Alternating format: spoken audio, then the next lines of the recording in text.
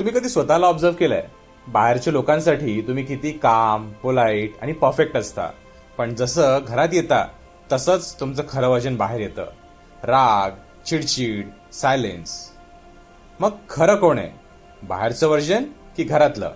हाय, माझं नाव अनुराग आणि मी एक मॅनिफेस्टेशन कोच आणि NLP प्रॅक्टिशनर आहे. यामध्ये खरं थोडं अनकम्फर्टेबल आहे.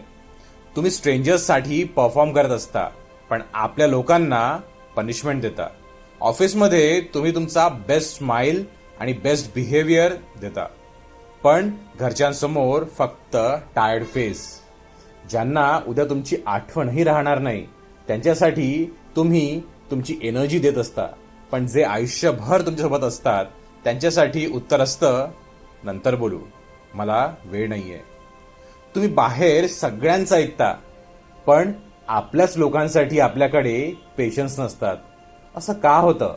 कधी विचार केलाय? कारण आपण बाहेर व्हॅलिडेशन शोधत असतो आणि घरचं प्रेम आणि घरचे लोक त्यांना आपण गृहीत धरत असतो. आपण घाबरतो, लोक काय म्हणतील.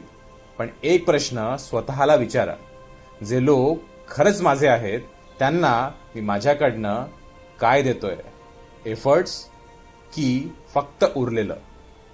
बाहेरचं जग तुमच्यावर प्रेम करतं जोपर्यंत तुम्ही परफॉर्म करत असता, पण घरचे लोक ते तुमच्यासोबत राहतात जेव्हा तुमच्याकडे काहीच नसतं. आज एक डिसिजन घ्या.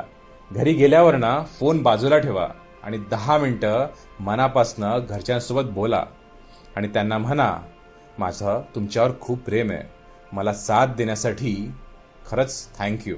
कारण उद्या कदाचित वेळ असेल पण लोक नसतील. जर तुम्हालाही असं वाटतं इमोशनल कंट्रोल, रिलेशनशिप हिलिंग आणि इनर पीसवर काम करायचंय, तर मला हील असा मेसेज करा आणि हिलर्स क्लब कम्युनिटीचा पार्ट व्हा.